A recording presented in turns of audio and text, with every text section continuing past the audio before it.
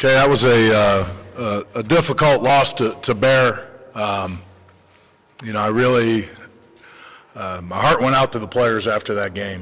You know, they fought as hard as I've ever seen a team fight, as undermanned as the team was against a talented team, and they did everything they had to do to win that game, and unfortunately we didn't win the game. But that's the Shakes, man. That's football, and but my hat goes off to our team. Showed a lot of heart, and as a head coach, that's all I care about. It really is. And I know you're judged on wins and losses. I know you're judged on the end result. But I judge my team on character and heart, and couldn't have been more proud of a team after a game in all phases. On offense, we talked about no turnovers at home. The year before, we had 5 against these guys, and the game turned out differently because of it. We did have 1 interception, which essentially ended up really being kind of a pooch punt. We took a shot towards the side of the end zone. It was a long situation, you know, and, you know, they intercepted inside the 10, so really wasn't a huge factor. We talked about catching the catchables. We did have 3 drops. Warren Reddick's had 1. Tyler Batson had 1 that I think he could have continued a big play on a slant. It would have been a contested ball, but he's got to come down with that. And then Cedric had a tough one that was a high ball, but still thought it was a catchable ball. We did not accomplish our goal of 50% on third downs or red zone touchdowns, and again, the game came down to a field goal, and we can't be in that position. We got to score 7 in that situation, and it would be a non-factor. Some things that I thought were real positives. We really felt we had to control the football against that team. A very explosive offense. The team was averaging 40 points a game.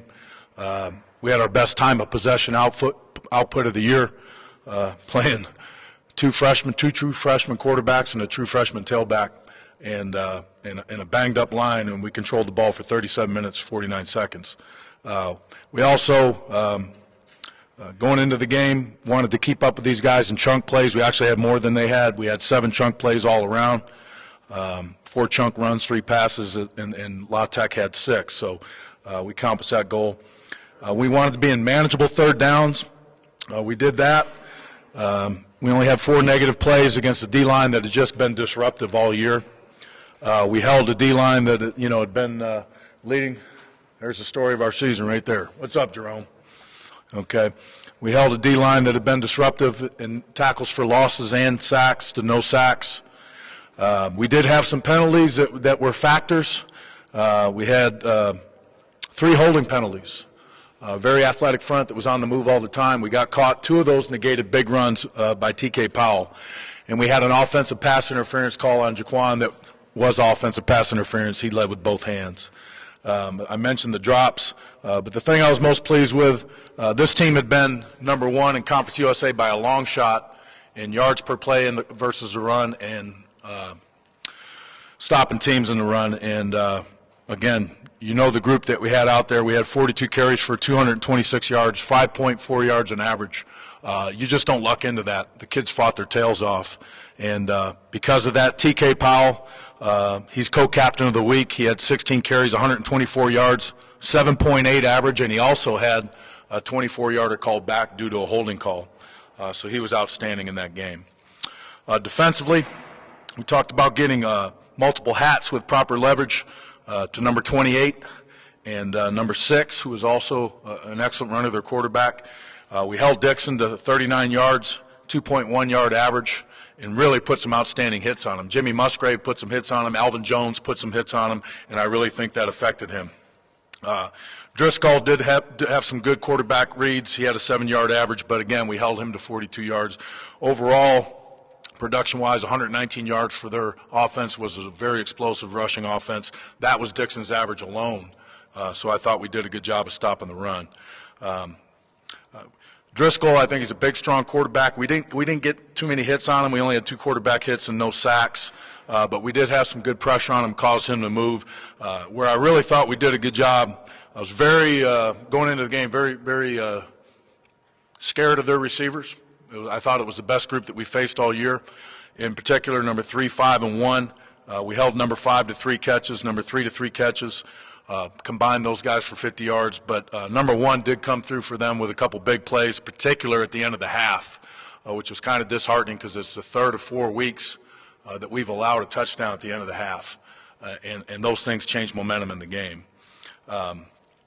We talked about maintaining our gaps, staying in our zones, doing our jobs in the run game again, and we held them to their lowest chunk total of the year and UTEP's best chunk total of the year. They only had 6 chunk plays, which was basically cutting it in half. Alvin Jones, I mean, every week, guy's playing with a torn labrum in his shoulder. He's going to have that fixed after the year. Doesn't affect him. He's co-captain of the week. He had a safety, his 3rd of the year.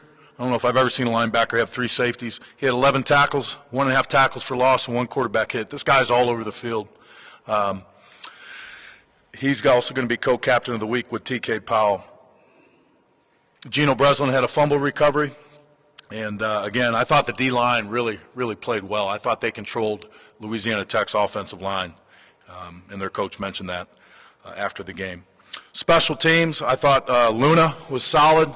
He had 1 bad punt, but it was if you were punting this way, you're probably going to have bad punts. The wind was very stiff going towards the LKD, but his other punts were excellent. He had 3 punts inside the 20, and that changes field position. This guy's been outstanding for us all year. He was our top gun special teams player of the week for the most points in special teams. Really done a great job. And they had 2 really dangerous returners, number 3 and number 5. And Luna's been outstanding all year. Punt return, we had 0 returns. It was tough in that win. I thought Warren misjudged the last ball, but I can see what was going through his mind. The game was on the line. He didn't want to make a bad mistake, and that's okay. Let it bounce, and we'll lose a few yards to not give them an opportunity to get the ball. So I didn't think that was a bad decision, just a misjudged ball, which was hard in that win. But other than that, did a good job of fielding the punts. Kickoff cover, I really was pleased with that because number 1 was an excellent returner for them. They had only a 13.3 yard per return. Guys were flying around. Alvin Jones had a hit inside the 20. Kickoff coverage really has been great all year. Kickoff return, you know, they were not kicking the entree. They were sky kicking. Warren Reddicks took a sky kick and got a 29-yard return, which was good. We had a 21.5 average. Really, special teams was solid. The effort was outstanding on special teams throughout the game. Really felt for Maddox. You know, I love Jay Maddox. You know, he's one of our most consistent, most competitive players on our team. I think he probably compensated for the win on that last kick, and he missed the kick. And texted him after the game saying, hey, man, we're going right back to you, and you'll bang a game winner this week. So lost no confidence or faith in him. It just happened. And you know, I feel bad for him, but he's certainly not the reason we lost the game. Came down to that play, but there's probably 100 plays within that game that could have changed the outcome of the game. So certainly never pin it on one play. And then PAT field goal block, we've gotten 3 on the year, and we were close twice in that game. And again, that just shows the effort of the kids. So as a team, I had one goal for the team that we talked about Friday night was play as a team and fight for 60 minutes and represent the 20 seniors that were playing their last game in the Sun Bowl. And I thought the kids really accomplished that. Talking about our upcoming opponent, North Texas, you know, they're probably a lot like us. They're a wounded animal, but wounded animals are dangerous. They got a 1-10 record. Their coach, who I respected, was fired after the 5th game. Puts everybody in a tough position, the coaching staff, the players. There's a lot of mixed emotions. I've been through that situation. It's not fun. And, you know, I think they'll be playing for their job. And, you know, when you're in that situation, anything will go. So we could expect anything in that game, you know. Trick plays, anything. They're going to pull out all the stops to win. As a team, time of possession-wise, they're 13th in Conference USA. They've struggled with turnovers. They're 11th in Conference USA. They've been good with penalties, which reflects discipline. So they've been doing that. Offensively, you know, probably middle of the pack to lower the pack as far as statistical categories, but the thing that they always try to do in North Texas football is that they try to establish the run, and they run the ball extremely well, 161 yards a game, 4.4 a carry. They have a very capable running back in number 26, Wilson. He's got 774 yards, 5.5 average. All right, and they got 2 physical cats up front that are, you know, guys have been playing for a while for them. Their center, 6'3", 320, number 50, and their right guard, 6'4", 300. So they got some road graders up front, and they're going to try to establish a run. Number 9, who I felt last year was their best player, I don't feel any differently this year. Carlos Harris, the receiver, he's their go-to guy. He's played with some different quarterbacks, but he's still got 7 touchdowns this year, 12.12 average. He's been a steady player for them the last 3 years. They have a little explosive receiver that also returns kicks for him. Kidsey, he's got 2 touchdowns receiving. He's got 1 touchdown throwing. They'll use him in some gadget-type situations. And then they got a solid tight end in Marcus Smith. But I think they've been playing a lot better on offense since they made the switch to DeMarcus Smith at quarterback. He's a junior college transfer, big kid, probably about 6'1", 220. He's solidly built. This guy's got 982 yards throwing, 8 touchdowns, 5 interceptions. He's got a long 54-yard run, and he's also averaging 4.5 yards running the ball, which with a quarterback you factor in sacks and you take that out. He's probably averaging over 5 yards a carry too. So another athletic quarterback that can pull the ball and can be dangerous in that aspect. Defensively, again, statistically, not great as far as numbers. They've been struggling in the running game, third downs and red zone touchdowns, but they do have some solid football players. They run a quarter scheme, and in a quarter scheme, the safeties have to be, your leading tacklers, your most explosive tacklers, and that's the case with them. Their strong safety leads their team in tackles with 98. Their free safety, second on their team in tackles with 96. They do have a disruptive defensive end that can create some havoc. Number 30, Roberts, he leads their team in tackles for losses, sacks, and quarterback hits. He's got 10 career sacks. They have an outside linebacker, Scott, that's made a lot of plays for them in every form. And then they got a cornerback that has 10 career interceptions and leads the team in interceptions this year with 2. So they have capable players. It is their senior day. We're anticipating a weather game. It's probably going to be high of 45, rain, all right, which for a fat guy, I kind of like it. But so the teams both have to protect the football, and the teams both have to be able to run the football. And I'm sure that's going to be the mentality of both teams. Special teams, they do have return ability. Their punt returner, Kidsey, and number 13, Trey Johnson, both have returned punts for them. Johnson has a 12.6-yard average. In their kickoff return, they've used 3 different returners. All of them have had a return of 30 yards or more. So they do have ability in both return units. Their coverage units are solid, and their punt coverage unit is solid. He's got a 44.2-yard average. Their field goal kicker, again, we need to get these guys in field goal situations. He's 4 for 4 from 30 to 39, but 0 for 4 beyond that. So we need to kind of use that benchmark is where we need to keep them offensively. And then PAT field goal block, they have 2 on the year. So they've been solid on special teams. Again, they've gone through a tough year much like we have. I'm sure they view us as an opportunity that they can get a win at home. And they're playing in front of their crowd on their senior day. I'm sure they'll be energized, but I'm not worried about North Texas. I'm worried about getting our team healthy for this game. We'll probably take a different approach this week to practice to make sure that we do that. You saw Plinky come through here on crutches. He broke his foot. You saw Jerome Daniels come through here on crutches. He broke his foot. Kelvin Fisher will be down to the wire. He's got a hip pointer. Jimmy Musgrave will be down to the wire. He got dinged in that game. He thought I was Uncle Bob, at the end of the game. We're as beat up as I've ever seen a team, but again, I don't judge a team by that. I judge a team by their character and their fight, and I couldn't have been prouder of our performance on Saturday, even though we came up short. Very happy with the Miner fans showing up and giving their support in a day game.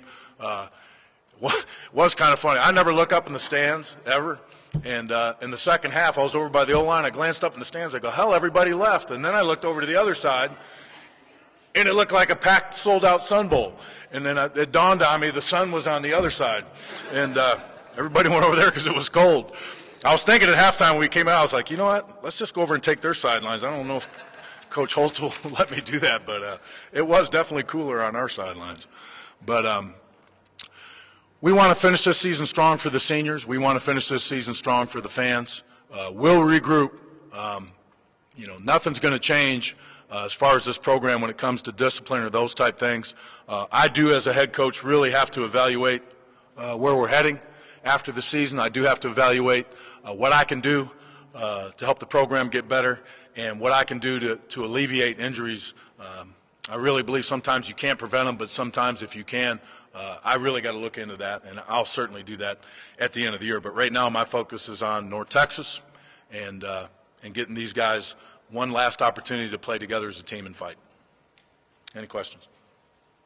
Looking back to last year, maybe to this year, it seems like this team is just improving once you guys hit November. What do you put your finger on that? Well, I think it's because of the way we practice in camp, the physicality. These guys know how to block, they know how to tackle, and they expect contact.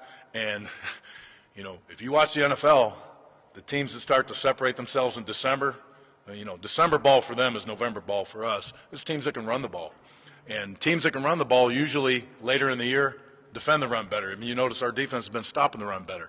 Now that formula really hasn't come to fruit for us because of the injuries and those type things, but with a healthy team, that's going to be our MO all the time. Now, we play in beautiful weather here, but we don't always play in beautiful weather in some of the places that we go to. So I really think when you play against spread teams in November, playing against guys that are, built to stop the spread, and you're running ISOs and you're running counters and powers, they don't like that too much. So that will be our formula, and winning games in November is what wins you championships, not winning games in September. So that'll continue. I read an article, the coach at Coastal Carolina, which is a 1AA program, barely has any contact during the week. Is that feasible for you, trying to make a physical team? I do think you need to have some contact. You do need to work on your fundamentals, but I'm certainly going to look into it. But I'm going to evaluate that after the season. But to be honest with you, from a head coaching standpoint, I probably did too much contact during training camp, spring ball. That's what I need to evaluate because it is a long haul. These kids are in football year-round, summer conditioning, all that. It's different than what it used to be. So I don't know if you can grind them all the time, and I'm going to look into that. And if I think it's going to help our team stay healthy, I'll change. Being the final week of practice, can you approach it any differently, any looser, or is it going to be just business as usual? Every week's business as usual, but we have fun at practice. We get our work done. It'll be probably a shorter time practice. We're not going to go in pads. We're going to go in shorts. I think at this point of the year, we can't afford one more injury. I only have enough guys to field a 70 unit to travel. Put it that way. We're taking hurt guys. You know what I mean? Hey, you want to go? Hey, can you go? I'll be recruiting at Luby's to get guys to go on the plane with us to go to North Texas. So it'll be a different week in that aspect. As tough as it's been injury-wise, after Florida International, this team could have given up on a lot of different occasions to kind of pack together. It seems like instead, week after week, no matter what you have numbers-wise, bodies-wise, they've just been good. I told these guys after the game, I was very proud of last year's seniors and the senior leadership. I don't view this team any different. In fact, in many ways, I admire them even more because you're right. You can give up and you can throw in the towel and you can quit. And their resolve has even gotten better as the year's gone on. So they've shown me that they're fighters. Now, is it going to end up that they have a winning record? No. But I don't think they should be judged on that. I think that they should be judged on their character and their fight. Very proud of these seniors. Very proud of them after that game. I'm not any less proud of them because we lost the game. In fact, more proud of them because of the way they fought. So you hit it right on the head.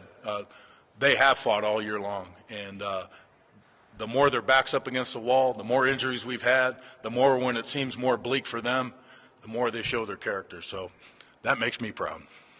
Going off where I was sitting during the game and what TK was saying after the game about certain schemes you guys use, particularly one back. Do you try to integrate it a little bit more this week, or is it kind of too late for that? Well, he's got some special run skills. That's why we, pulled his red shirt. I hated doing that, to be honest with you. But we had to do it. But he's got a unique skill set that adheres to certain things. So we're going to have to do more of that to adhere to what he does. Do things that adhere to what Darren LaFossa and hopefully a healthy Jeremiah LaFossa can do. He's been banged up. But we got to generate whatever we can run game-wise. We even use the quarterbacks in some capacity. Even though we're down to 2, that's what we got. And if that's all we got to generate yards, that's what we got to do. So I think you'll see a mix of all the backs again. I'm hoping to get Trayvon back this week. I think Trayvon can give us something as well. And then you'll see a mix of Kavika and Metz. You know, and Metz got dinged up in that game. Metz is one tough kid, man. He took a late hit and really was dinged. Not in his head. He hurt his back. But he came back and he fought through, and we put him in the 2-minute situation because of his experience there, and damn near brought us down the field again. So I was very pleased with both the freshman quarterbacks. Does it mean something, I guess, in the rest of the locker room? You have so many local guys who made an impact. We're talking about Reddix and Nets, and even Kavika is just from up the road. Mm-hmm. Does that make a difference having those guys where the program is, you know, this is what they grew up watching, and it means something to them? Oh, yeah. Permeate through the locker room? Yeah, there's no doubt, you know, just like having played here and coached here, you know, it means something more to me. It means more to the El Paso kids, you know, that's their fans up there. They've been going to games since they were kids. That's why we're focusing our recruiting on El Paso. That's why we're going to continue to do that. We'll sign as many as 6 to 8 players from El Paso this year, hopefully. And I don't think that's going to change because I think El Paso, you look at the playoffs. El Paso teams are going deeper in the playoffs. High school football is getting better here. The coaching's getting better. The players are getting better. The population dictates that too. So there's talent in El Paso. We just got to do a good job of keeping them all home and as best we can. And they love playing here in front of the Miners. And, you know, I think the Pied Pipers are, you know, Aaron and Alvin Jones. I mean, they talk to all these recruits about how great it is to play in your hometown. And the next group will be the Warren Reddixes and those type guys and the Kavika Johnsons. So we want to build a little pipeline here and a foundation in El Paso recruiting. How are you going to use the quarterbacks?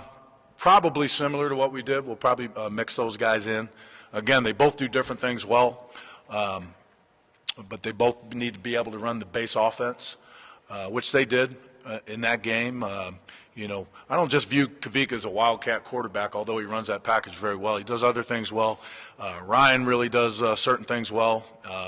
And we need to put them in positions where they're not overloaded. You know, we can't forget that those guys are 18-year-old true freshmen, you know.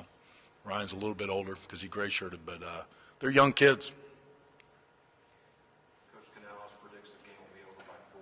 See, this isn't a fast game. Yeah, because they're going to run the ball and we're going to run the ball. So